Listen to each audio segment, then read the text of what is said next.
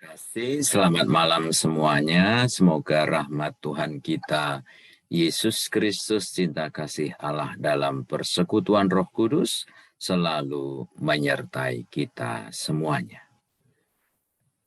Para sahabat, malam hari ini kembali berjumpa dengan saya, Agustinus Guntoro. Kalau ada yang belum kenal mungkin. Dan temanya sudah disebutkan tadi, saat nyaris tanpa pengharapan, itu saya ambil ketika saya mencoba merenungkan pesta Santo Simon dan Yudas Rasul. Jadi ini adalah tema titipan.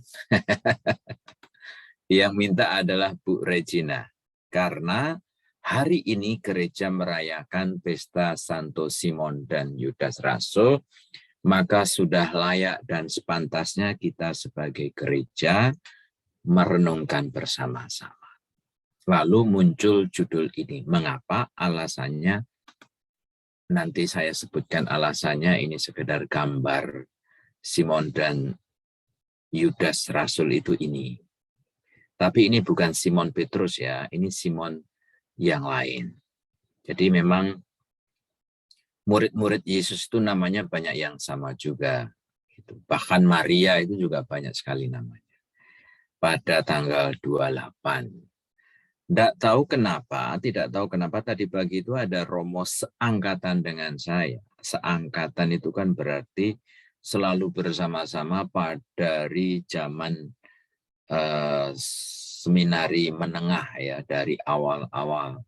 Kok tiba-tiba dia ngirim WA selamat ulang tahun. Aduh, sudah bersama-sama dengan saya, engkau tidak mengerti saya juga.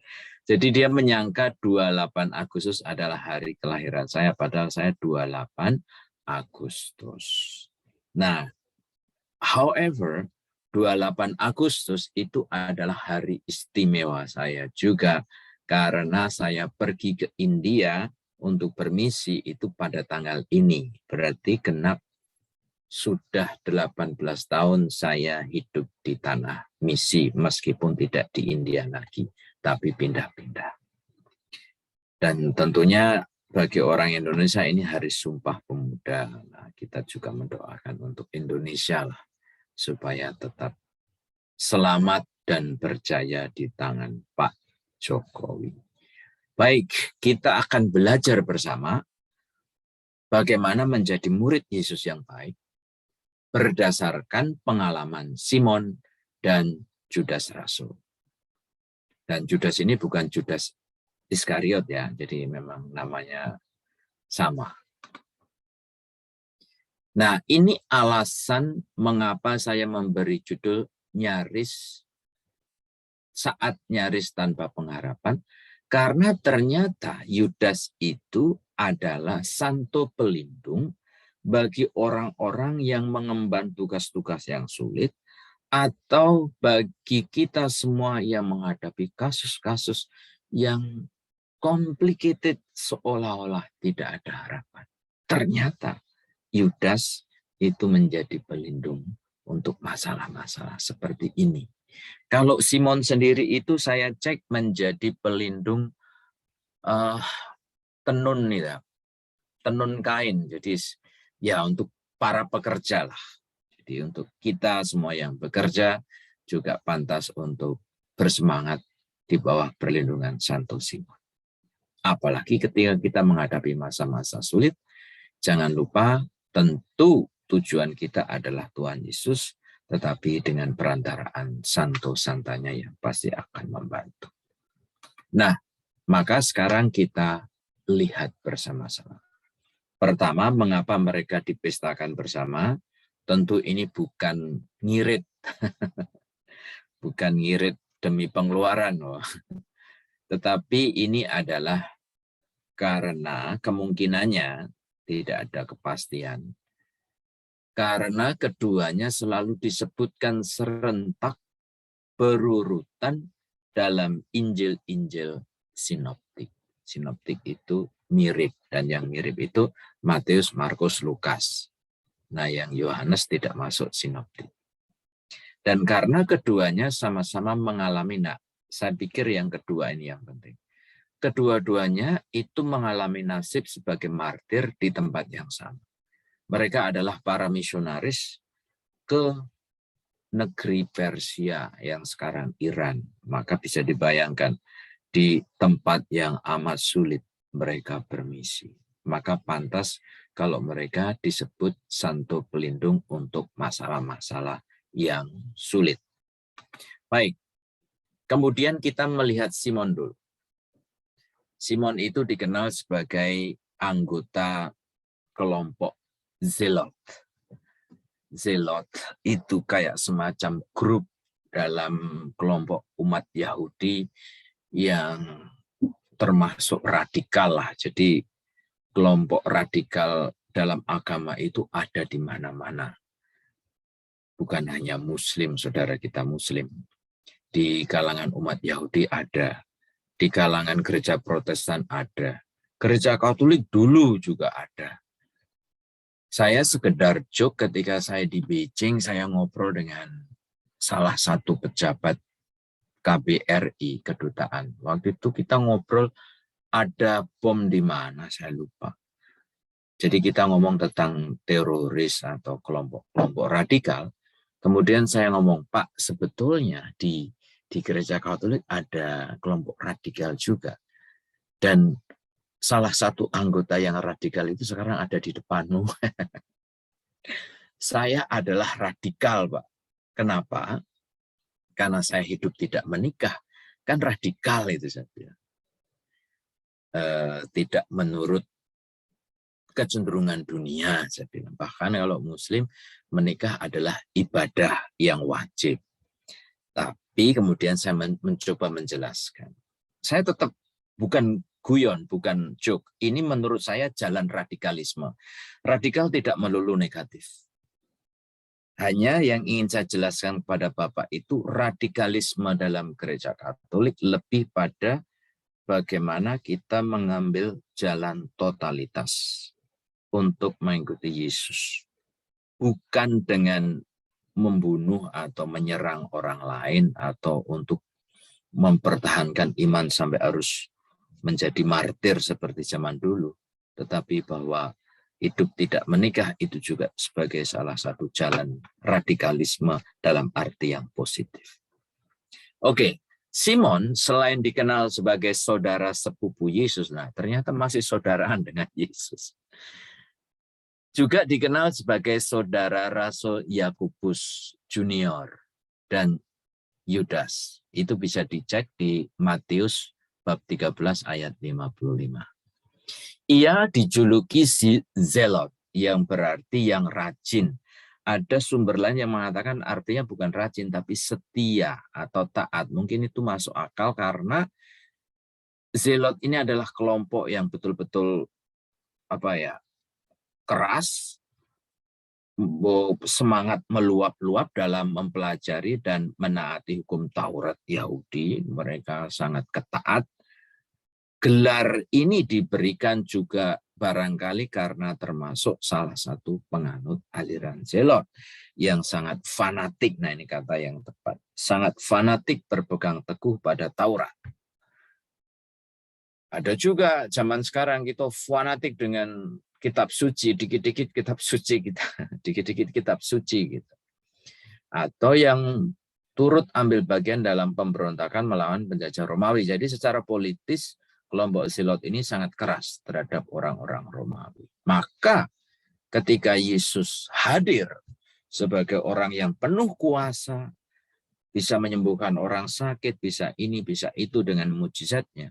Sebetulnya para murid hampir semuanya, dan di sini apalagi si Simon dari golongan Zelot yang betul-betul sangat keras terhadap penjajah, harapannya atau pengertian dia mengikuti Yesus artinya menganggap atau menghayati Yesus sebagai tokoh revolusioner. Belum melihat Yesus sebagai Allah. Yesus sebagai Allah itu nanti dipahami setelah kebangkitan. Meskipun sebelum kebangkitan, Yesus itu sudah banyak sekali memberi clue, tapi tentu tidak mudah dipahami memang. Gitu. Jadi sebatas mengikuti Yesus itu sebetulnya sebatas punya harapan bahwa nanti Yesus adalah yang akan mengusir penjajah dengan kekuatannya. Gitu. Baik. Nah, dia bermisi di tempat yang sulit. Santo Simon adalah orang Kanaan yang dipanggil Yesus menjadi rasulnya. Kisah hidupnya dan karyanya sebagai rasul sama sekali tidak dicantumkan dalam Injil. Jadi rupanya tidak semua para murid itu terkenal. Ini termasuk santo yang tidak banyak dicatat dalam kitab suci. Kita mengetahui sedikit tentang dia dalam tradisi-tradisi kuno. Buku Menologi Santo Blasius menyebutkan bahwa Simon wafat dengan damai di Edessa di Irak. Dalam tradisi barat yang tertera di dalam liturgi Romawi disebutkan bahwa ia pernah mewartakan Injil di Mesir. Jadi more or less mereka berdua ini di Timur Tengah. Kemudian bergabung dengan Yudas pergi ke Mesopotamia, dan dari sana mereka pergi sebagai misionaris ke negeri Persia atau Iran hingga menemui ajalnya sebagai martir bersama Yudas. Jelas kisah hidupnya. Mereka in the end of the day menjadi martir. Nah, nanti kita akan melihat dalam permenungan selanjutnya. Apakah kemartiran itu masih up to date untuk zaman sekarang? Tapi ada tradisi lain menyebutkan bahwa setelah saudaranya Yakobus sebagai uskup Yerusalem dibunuh, rasul lain memilih dia menggantikan Yakobus. Ia memegang jabatan uskup pada tahun 62 hingga kematiannya sebagai martir ketika terjadi penganiayaan umat Kristen pada masa pemerintahan Kaisar Trajanus tahun 107. Oh, rupanya ada informasi lain. Tapi menurut saya tidak begitu penting melihat apakah ini tradisi ini benar atau tidak. Yang paling penting bagi saya, dia dipanggil Tuhan Yesus menjadi salah satu muridnya, setia menjadi misionaris hingga akhirnya menjadi martir. Sekedar pengetahuan, zaman dulu awal-awal gereja yang namanya Romo Uskup itu bukan seperti zaman sekarang ya. Dalam arti tertentu memilih Romo atau Uskup itu tanpa pendidikan zaman dulu. Jadi dalam sebuah komunitas ketika ada tokoh yang karismatik, yang punya kebijaksanaan atau yang dituakan, nah biasanya itu dipilih menjadi pastor atau uskup. Setelah berabad-abad kemudian mulai ada sekolah, lalu juga seminari untuk menjadi gembala itu. Tapi zaman dulu hanya memilih begitu saja, jadi langsung ditabiskan. Begitu. Nah, kemudian kita ngomong tentang Yudas, tadi kan Simon. Saya kasih judul Sang Pemberani karena rupanya Yudas yang disebut Tadius. Jadi untuk membedakan tentang Yudas Iskariot, yang ini adalah Yudas Tadius. Ada cerita lucu dari Jogja, ada Romo Jesuit, teman seangkatan saya, dia misa di gereja Kota Baru. Nah, misa harian, mungkin karena dia tidak persiapan ketika masuk sakresi untuk misa, oh hari ini peringatan Santo Yudas. Nah, lalu ketika misa, dia mengawali introduction-nya, mengatakan begini, saudara-saudari, hari ini kita memperingati Santo Yudas, meskipun dia pernah berkhianat, tetapi akhirnya dia, umatnya pada bingung, loh siapa yang berkhianat? Jadi rupanya Romo itu menyangka Yudas itu Yudas Iskariot. Ya, satu-satunya murid yang tidak jadi santo ya Yudas Iskariot. Jadi memang fatal kesalahan Romo itu, membuat umat bingung. Nah, sekarang sekedar mengingatkan Romo itu secara tidak langsung, dan juga saya dan kita semua. Ini Yudas Tadius, bukan Yudas Iskariot. Nah, Tadius itu artinya yang berani. Maka kalau bicara tentang spiritualitas dua santo ini, salah satu yang harus kita contoh ini kata berani. Oke. Tidak diketahui bagaimana dan kapan Yesus memanggilnya menjadi rasul. Tradisi mengakui dia sebagai penulis surat Yudas yang berisi dorongan semangat dan peneguhan kepada umat Kristen yang berada dalam krisis akhlak pada masa itu. Namun hal ini masih dipersoalkan oleh banyak ahli modern, para ahli-ahli kitab suci. Mengingat Yudas bukanlah seorang yang terdidik baik sehingga mampu menulis sebaik itu. Mungkin ia menyuruh orang lain untuk menuliskannya. Nah, jadi bisa jadi ini mirip dengan, mohon maaf sedikit menyinggung, kalau saya dengar terjadinya Al-Quran itu kan Allah memberikan inspirasi kepada Muhammad. Nah, Muhammad itu kan juga buta tulis, tidak bisa menulis. Nah, ada orang lain yang membantu menuliskan. Nah, mungkin teori itu bisa dikenakan pada Yudas. Kalau ternyata dia menulis, berarti ada timnya, ada orang yang membantunya. Sekedar melihat momen penting, karena ini juga santo yang jarang disebut dalam kitab suci, tetapi rupanya pada malam perjamuan terakhir, di sana dia ada dalam kisah, berarti kan sesuatu yang penting juga. Namanya dimunculkan dalam Injil Yohanes pada waktu Yesus mengadakan perjamuan terakhir. Santo Yudaslah yang bertanya kepada Yesus, Tuhan, apakah sebabnya maka engkau menyatakan dirimu kepada kami dan bukan kepada dunia?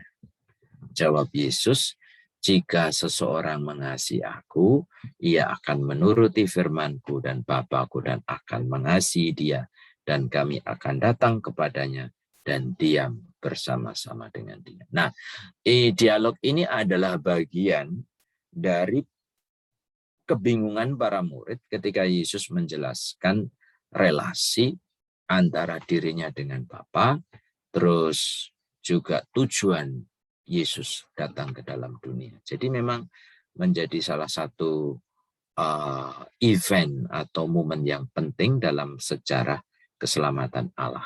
Dia di sana bertanya. Dan saya yakin pertanyaan dia adalah pertanyaan yang seorang murid yang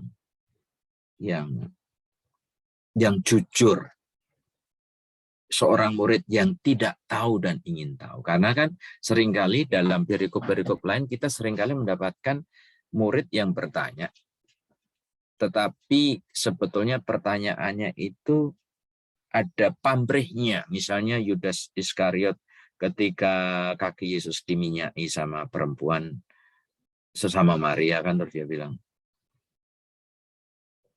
itu kan lebih baik kalau minyak yang mahal itu daripada untuk meminyaki kaki Yesus, kan bisa dijual dan uangnya bisa untuk orang miskin. Nah, seolah-olah alasannya itu suci sekali, tapi di balik itu uang. Lalu seperti Yohanes dan Yakobus kan juga pernah mempunyai pertanyaan yang ujung-ujungnya juga mencari posisi dan lain sebagainya. Nah, dalam hal ini Yudas itu pertanyaannya betul-betul pertanyaan seorang murid yang berdialog, ingin mendalami siapa Yesus lebih dalam. Oke. Nah, menjadi martir. Setelah kenaikan Yesus tidak ada cerita kitab suci tentang karya Yudas. Menurut tradisi Yudas mewartakan Injil di Mesopotamia seperti yang saya katakan tadi bersama Simon, di mana keduanya bersama-sama menemui ajal sebagai martir Kristus. Seorang sejarawan Eusebius menyebutkan bahwa ia mempunyai 2 cucu, Joker dan Yakobus, yang dihadapkan kepada Raja Domitianus karena ada laporan bahwa keduanya berasal dari kerajaan Daud. Tetapi setelah diketahui bahwa keduanya orang-orang miskin dan sederhana, maka mereka dibebaskan kembali. Oke. Nah, ini yang tadi saya sebut, Santo Yudas dihormati sebagai pelindung bagi orang-orang yang menghadapi masalah-masalah sulit atau mengemban tugas yang sulit. Nah, ini nanti kita akan ada pertanyaan mengenai martir. Sebagai kesimpulan, kendati Simon dan Yudas praktis telah hilang dalam sejarah yang serba tidak jelas. Artinya ternyata tidak semua murid itu bisa dilihat jejaknya secara jelas. Karena juga setelah mereka berpisah, terus bermisi kemana-mana, termasuk Thomas yang sampai India. Zaman dulu kan nggak ada relasi, tidak ada komunikasi seperti sekarang dengan media internet. Sehingga memang ya tidak banyak tercatat gitu. Apalagi mereka pergi ke tempat yang dunia ketiga lah dalam arti demikian. Itu juga yang menyebabkan, ini sekedar pengetahuan, sebetulnya gereja Katolik itu satu, kudus dan apostolik. Tetapi tidak semua gereja Katolik itu mempunyai tata cara liturgi yang sama. Maksud saya adalah gereja Katolik itu ada gereja Katolik Ritus Roma. Nah, yang di Indonesia ini semuanya adalah Ritus Roma. Yang di bawah Vatikan, liturginya menurut Vatikan, tetapi juga ada gereja Katolik yang Ritus Timur. Nah, di India ada Ritus Timur. Misanya agak berbeda. Nah, ketika Yohanes Paulus II meninggal, kalau melihat misanya, waktu itu ada uskup-uskup. Nah, yang uskup Latin Roma itu mitranya itu kayak topinya orang Palembang itu yang dinding banding. Tetapi kalau yang uskupnya Ritus Timur itu berbeda, kayak cuman kain gitu aja. Intinya saya mau mengatakan bahwa gereja Katolik itu mempunyai kekayaan liturgi. Ajarannya sama, ini bukan karena perbedaan ajaran atau perpecahan. Ini kasusnya berbeda dengan Protestan. Tetapi mereka cuma ingin melanjutkan tradisi dan liturgi cara beribadat yang berbeda. Pastornya juga pakaiannya berbeda. Oke. Lalu, tentunya mereka seperti para rasul lainnya mempunyai banyak kesempatan untuk bersama sang guru. Ini yang penting. Meskipun tidak jelas, tetapi salah satu buktinya kedua orang yang meskipun tidak terkenal ini mereka selalu bersama Yesus saat berkarya di dunia, melakukan tanya jawab dengannya, serta menyadari dalam hati mereka masing-masing bahwa guru dan Tuhan mereka sangat mengasihi mereka. Seperti juga halnya dengan para rasul lainnya, setelah menerima amanat agung dari Yesus dalam kenaikannya ke surga, lalu mendapatkan pencurahan Roh Kudus setelah Pentakosta itu, mereka siap pergi mewartakan sabda Tuhan, berpisah satu sama lain untuk menyebarkan ajaran Kristus. Nah, jadi amanat inilah yang juga menjadi catatan penting yang harus kita pegang meskipun tidak banyak sumber yang lain. Nah, sekarang spiritualitasnya apa? Nah, pertama, kedua orang ini orang-orang yang terbuka untuk menanggapi rahmat Tuhan. Ini yang harus kita contoh. Kita seringkali tidak menyadari rahmat Tuhan itu, sehingga kita bukannya menolak, tapi mungkin kita tidak sadar dan mengabaikan. Nah, kesensitifan atau keterbukaan hati kedua santo ini bisa menjadi contoh bagi kita menanggapi rahmat Tuhan. Baik Simon maupun Yudas menanggapi dengan benar rahmat yang telah dicurahkan Allah kepada mereka masing-masing. Oleh rahmat itu mereka diberdayakan untuk percaya kepada Yesus dan melaksanakan misi pelayanan yang disiapkan Allah bagi mereka masing-masing. Yesus juga mengharapkan tanggapan yang sama dari kita semua. Ini sudah permenungan ya. Bukan hanya santo-santa, tapi kita semua diharapkan mempunyai tanggapan yang sama. Walaupun iblis tentunya selalu ingin meyakinkan kita bahwa rahmat Allah berada di luar jangkauan kita. Ini yang harus kita ingat ya. Bahwa selalu saja ada obstacle bagi kita untuk apapun termasuk untuk mengimani Kristus. Oke, itu yang pertama. Nah, sekarang pertanyaannya adalah Simon dan Yudas menyerahkan jiwanya serta mengerahkan tenaganya untuk mewartakan Injil. Bagaimana dengan kita? Nah, tugas misionaris itu bukan hanya tugas saya ya, saudara-saudari, sahabat-sahabatku. Bukan karena saya jadi romo atau jadi misionaris, itu tugas saya mewartakan Injil. Karena sakramen baptis itu mempunyai konsekuensi misi. Jadi ketika kita mau dibaptis, berarti kita juga siap untuk berbagi. Nah, maka kita semua adalah misionaris. Meskipun kalau saya diutus dari satu desa ke desa lain, dari kota satu kota lain, dari negara satu negara lain, tetapi saudara-saudari juga diundang untuk bermisi, nggak usah jauh-jauh. Keluarganya sendiri masing-masing. Itu juga misi. Jadi bukan hanya misi keluar, misi ke dalam itu juga penting. Nah, hal kedua yang harus kita pelajari adalah membuka hati. Dalam hal ini, sebuah kebenaran yang tidak dapat ditawar-tawar lagi, yaitu bahwa rahmat dan segala kebaikan Allah kepada kita bukanlah disebabkan oleh kerja keras kita sendiri.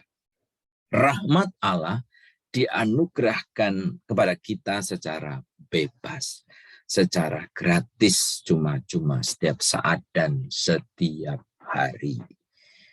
Peran kita hanyalah membuka hati dan menerima rahmat yang diberikan Allah itu dan dibagikan kepada yang lain. Kalau dalam surat Rasul Paulus itu kita menerima dengan cuma-cuma, maka mari kita juga memberikan dengan cuma-cuma. Ini undangannya. Oke. Nah, yang kedua, menghadapi rintangan. Mari kita belajar dari Santo Simon dan Yudas. Orang-orang yang dibaptis dalam nama Allah Tritunggal dan menghayati iman kepercayaan kepada Yesus Kristus sebagai Tuhan dan Juru Selamat. Siapa mereka? Ya kita semua. Kita semua yang dibaptis. Memperoleh privilege, memperoleh keistimewaan untuk mengalami rahmat Allah dalam hidup mereka. Namun sayangnya, kita kadang-kadang memperkenankan adanya berbagai rintangan yang menghalangi kita untuk memperoleh rahmat itu. Bisa saja hati kita sudah terpaku pada rencana-rencana lain yang mungkin bertentangan dengan rencana-rencana Yesus bagi kita. Nah, ini yang sering kali kita hadapi. Oke, ingatlah bahwa rahmat Tuhan itu selalu mengalir dalam diri kita, tapi mungkin kita terlalu sibuk dengan dunia. Kita terlalu sibuk dengan kegiatan-kegiatan kita sehingga kita kurang menyadarinya. Gitu. Oke, selanjutnya soal berdoa. Nah, rupanya kita juga bisa belajar berdoa dari dua santo ini. Eh, barangkali kita juga memperkenankan bahkan menikmati. Ini salah tulis, bukan pelanturan, tapi peraturan-peraturan yang terjadi pada waktu kita berdoa dan kurang peka terhadap kehadiran Tuhan. Sementara kita membuang rencana-rencana kita untuk menerima apa yang dikehendaki Allah dari kehidupan kita, maka kita pun akan menjadi pelaksana yang efektif. Intinya saya mau mengatakan demikian. Kita ada banyak aneka macam cara berdoa. Dan ada macam-macam doa. Ada doa rosario, ada doa novena, ada misa, ada adorasi, ada misalnya latihan-latihan rohani seperti yang dibuat oleh Santo Ignatius yang dikenalkan sama kongregasi Jesuit, kongregasi Ordo Jesuit. Tetapi saya pernah ada almarhum Romo SJ, namanya Romo Tom Fix, yang saya buat bukunya itu. Dia dalam buku hariannya menulis, kadang-kadang dia sendiri sebagai Romo, melihat latihan rohani Santo Ignatius itu terlalu complicated. Bukan kita membiarkan Roh Kudus, tapi seolah-olah Roh Kudus kita yang ngatur. Karena detail sekali. Setelah ini harus begini, setelah begitu harus begini. Itu petunjuknya itu sangat detail, justru seolah-olah kita kurang begitu terbuka gitu. Maka saran Romo Tom Fix itu, dan saya setuju, doa ada macam-macam. Kalau kita bisa berdoa dengan semuanya itu baik, tetapi doa pribadi dengan cara yang caraku gitu. Bukan membaca buku, bukan cara gereja, tapi caraku berdialog dengan Yesus, dengan dialog yang bebas gitu. Saya kalau doa pribadi dengan Yesus itu ngobrolnya kayak ngobrol dengan teman gitu, begitu dekat. Gitu. Nah itu malah kadang-kadang yang lebih efektif, bukan kalimat-kalimat baku dalam buku-buku doa. Nah itu yang menurut saya juga penting. Menjadi martir. Anyway, salah satu bukti nyata bahwa mereka adalah murid-murid yang setia pada Yesus adalah menjadi martir. Pertanyaannya adalah, menjadi martir apakah masih relevan di zaman ini? Apalagi di negara-negara yang nyaman, nggak ada lagi penyiksaan. Indonesia walaupun kita sering diganggu, gereja dibakar, tapi rasanya nggak mungkin lagi ya dibunuh gara-gara iman, mungkin nggak ada lagi mungkin. Tetapi pertanyaannya adalah apakah masih relevan? Kan martir itu kan adalah orang-orang yang meninggal dunia karena mempertahankan iman. Orang-orang yang dibunuh karena mempertahankan iman. Tapi jangan dimengerti seperti teroris. Teroris itu bukan dibunuh demi iman, tapi membunuh demi iman dalam konteks mereka ya.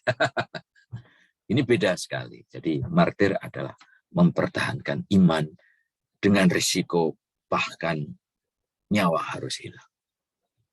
Bagi saudara-saudari yang belum pernah melihat film The Silence yang misionaris Jesuit di Jepang itu, ini bisa soal kesetiaan sampai akhir ini bisa dipertanyakan karena film itu kontroversial, itu banyak diskusi pro dan kontra. Tapi anyway, kembali ke pertanyaan apakah masih relevan, saya menjawab yes, masih relevan. Menurut saya menjadi martir tidak harus mati, darah mengalir, tetapi martir putih lah itu juga sangat kita butuh. Martir putih yang saya maksudkan adalah kesetiaan sebagai harga mati menjadi murid Kristus meskipun tidak dibunuh. Karena untuk setia semakin hari semakin langka zaman ini. Maka mari kita berusaha untuk setia. Bukan hanya setia menjadi Katolik, tapi bagaimana setia di dalam keluarga, setia di dalam pekerjaan, setia untuk membimbing anak-anak kita, dan lain sebagainya. Itulah semangat kemartiran yang saya maksud. Nah, masih ada 3 pertanyaan sebelum saya tutup. Pertanyaan yang kedua adalah, dengan informasi dua santo yang tidak begitu meyakinkan tadi, karena sejarahnya tidak banyak tercatat, Allah sebetulnya mau berbicara apa sih?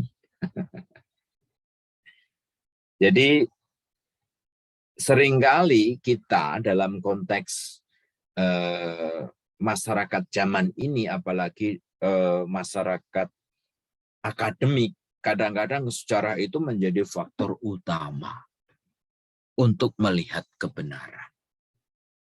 Nah, itu yang sebetulnya benar, tapi itu secara akademis. Nah, kita dalam konteks iman, kita tidak mengabaikan sejarah. Kita hanya mau mengatakan sejarah memang penting, tetapi secara detail itu tidak menjadi yang utama. Maka yang paling penting bagi kita, meskipun kita tidak mendapatkan informasi yang meyakinkan, yang paling penting adalah faktanya. Mereka adalah bagian dari ke-12 rasul yang pernah hidup bersama Yesus, bekerja bersama Yesus, dan bahkan setelah Yesus naik ke surga, mereka melanjutkan karya Yesus dan bahkan menjadi martir. Dan itu fakta sejarah. Jadi kurang apa lagi. Kalau yang kecil-kecil tidak masalah. Nah, yang kedua, melanjutkan itu. Dengan peranan kedua rasul ini yang tidak begitu menonjol, tidak seperti Petrus yang begitu terkenal, bahkan menjadi pemimpin, tidak seperti Yohanes, murid terkasih yang bahkan menulis kitab suci. Lalu apa yang ada di dalam benak kita? Apakah kemudian mereka kurang suci, kurang wow, kurang pantas untuk kita ikuti? Nah, kita harus membuang konsep bahwa orang-orang di belakang layar itu tidak penting. Setiap orang yang terkenal pasti bisa terkenal karena banyak orang di belakang layarnya. Kalau artis-artis itu kan jelas. Yang artis-artis terkenal seolah-olah mereka hebat, padahal tanpa kamerawan, tanpa keterlibatan tim dalam film itu. Nothing. Nah, kita semua juga. Kalau kita melihat dalam gereja misalnya, seringkali isu-isunya, mereka pengurus atau pejabat, kami itu umat nggak penting misalnya. Atau ada yang merasa dalam perayaan Ekaristia, aku cuman menyumbangkan merangkai bunga. Seolah-olah merangkai bunga itu tidak penting. Yang paling penting romonya, enggak. Jadi setiap bagian yang membuat gereja indah, liturgi indah dengan kurnia yang indah, ada misdinarnya, bahkan umat yang tidak banyak peranan, itu di mata Allah mempunyai kontribusi yang sama besarnya dengan romo. Jadi sekali lagi, jangan merasa, aku cuma bisa melakukan ini atau itu. Di mata Allah, di mata Tuhan Yesus, bukan soal berapa banyak, berapa penting tugas kita dalam gereja, tetapi betapa besar cinta kita mengerjakan tugas itu. Itu yang paling penting. Itu kata-kata Mother Teresa. It's not how important our task, but how great our love to put in our work. Itu yang paling penting. Nah, yang terakhir, bagaimana kita menghadapi masa-masa sulit di dalam kehidupan kita? Karena judulnya kan saat nyaris tanpa harapan. Kita mempelajari Santo Yudas Simon sebagai pelindung untuk kasus-kasus sulit. Maka bagi saya, tentunya sebagai orang beriman, saya mengusulkan dalam masa-masa sulit, Bagaimanapun sebagai orang beriman, ayo jangan pernah putus asa.